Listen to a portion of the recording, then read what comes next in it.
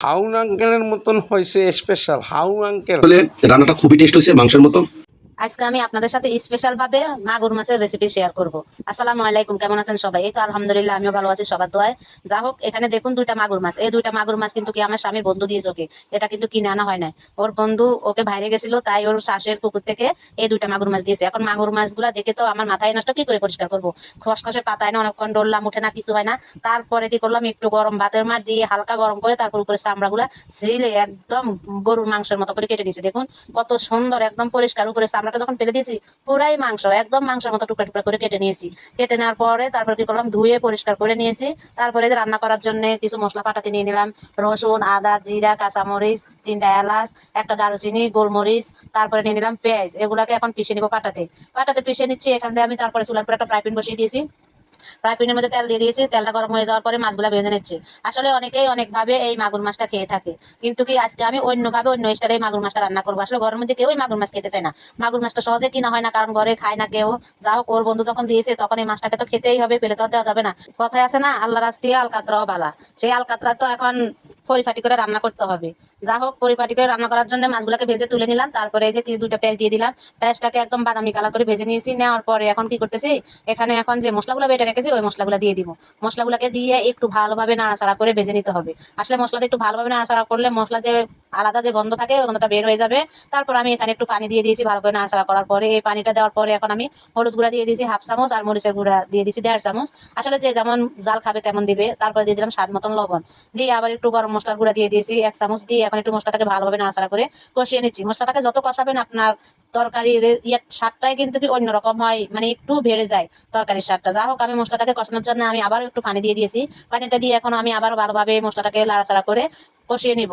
কষানো যখন হয়ে যাবে তখন আমি কি করবো, যে মাছগুলো ভেজে রেখেছি ওই মাছগুলো এখন আমি দিয়ে দিব। এই দেখুন আমার মশলা কষানো হয়ে গেছে, তেল উপরে চলে আসছে। এখন আমি মাছগুলা দিয়ে দিচ্ছি। মাছগুলা দিয়ে এখন একটু ভালোভাবে নাড়াচাড়া করে তারপরে আবারও কষিয়ে নিব। একদম মানে এই রেসিপিটা আমি মাংসের মতনই করে নিচ্ছি, কারণ মাছের মধ্যে কিন্তু কি এত মশলা ব্যবহার করা লাগে না। যেহেতু মাগুর মাছের রেসিপি, তাই একটু অন্য ভাবে, অন্য স্টাইলে একটু বেশি মশলা দিয়ে এই মাছটা রান্না করছি, যাতে যে মাগুর মাছের যে একটা গন্ধ থাকে ওই গন্ধটা যাতে মুখে না লাগে, খাওয়ার সময় যাতে অন্যরকম একটা ফ্লেভার আসে। যা হোক, আমি নাড়াচাড়া করে জলের পানি দিয়ে তারপরে ঢাকনাটা দিয়ে আরো কিছুক্ষণ রান্না করে নিয়েছি। অফ ক্যামেরায় আমি যে মাছের ডিম ছিল ওই মাছের ডিমগুলো দিয়ে দিয়েছি। দিয়ে এখন আবার ঢাকনাটা তুলে আবার ভাজা জিরার গুঁড়া দিয়ে দিয়েছি। দিয়ে একটু আবার একটু নাড়াচাড়া করে নিচ্ছি। নিয়ে এখন একটু আবার ঢাকনা দিয়ে রান্না করে নিবো। আসলে সংসারের মধ্যে যদি স্বামী যদি একটু সাহায্য করে তাহলে কাজটা কিন্তু কি খুবই সহজ হয়ে যায়। সাহায্য বলে কি কাজ করে সাহায্য করতে হবে তা না, কিন্তু কি শুধু রান্না করার সময় যদি বলে দেয় যে আমি এই জিনিসটা খাবো, এটা রান্না করো, তাহলে মনে যায় রান্নার কাজটা খুবই তাড়াতাড়ি হয়ে যায়। যা হোক, আমি আবার নাড়াচাড়া করে তারপরে ঢাকনা দিয়েছিলাম। দিয়ে এখন আবার ঢাকনাটা তুলে ধনিয়া পাতা দিয়ে আবার একটু নাড়াচাড়া করে দিলাম। আমি একটু আবার জল মুখে নিয়ে দেখলাম একটু লবণ কম হয়েছে, তাই আবার লবণ দিয়ে দিয়েছি। দিয়ে একটু নাড়াচাড়া করে নিচ্ছি। আমার হয়ে গেছে, আমি এখন চুলা থেকে নামিয়ে নিলাম। এখন এই যে দেখুন ফাইনাল লুক কেমন হয়েছে। যদি ভালো লেগে থাকে অবশ্যই লাইক কমেন্ট শেয়ার করবেন। আর রেসিপিটা তো খাইয়ে দেখাতে হবে কেমন হয়েছে না হয়েছে, সেটা না হয় আমার স্বামী আপনাদেরকে খেয়ে দেখাবে। রেসিপিটা কেমন হয়েছে ওর মুখ থেকেই শুনুন। ওকে দিচ্ছি, দেখুন ওই এখন খাওয়া শুরু করবে। আশা করি হাউ আঙ্কেল মতন হয়েছে।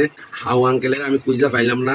আসলে ভিন্ন ধরনের একটি রেসিপি হয়েছে। এটা হলো মাগুর মাছ, বিদেশি মাগুর, নিজস্ব চাষের মাছ। আমার এক বন্ধু করছে, সে আজকে 2টি মাছ দিয়েছে। আজকে আমার ওয়াইফ এত সুন্দর করে সেই মাছগুলোর উপরে চামড়াটা ফেলে দিয়ে মাংসের মতো রান্না করে নিয়ে আসে। কিন্তু এই মাগুর মাছ আমি জীবনে একবার খাইছি আর আজকে খাবো। আপনারা দেখতেছেন সেই ভিডিওটি। এবং এই মাগুর বা শিং মাছের কিন্তু আবার ডিমটা আসলে আমার কাছে ভালো লাগে। জানি না আপনাদের কাছে কেমন লাগে, আমি টেস্ট করিনি। দেখতে আসলে মাংসের মতো লাগতেছে। এখন খেয়ে দেখি। রান্নাটা খুবই টেস্ট হয়েছে, খুবই ভালো হয়েছে। আমি খেয়ে দেখলাম আসলে হাউ আঙ্কেল মতন হয়েছে। হাউ আঙ্কেল মতন হয়েছে স্পেশাল। হাউ আঙ্কেল আসলে রান্নাটা খুবই টেস্ট হয়েছে, মাংসের মতো অসাধারণ। ধন্যবাদ আমার স্ত্রীকে। আসলে হাউ আঙ্কেল মতন হয়েছে।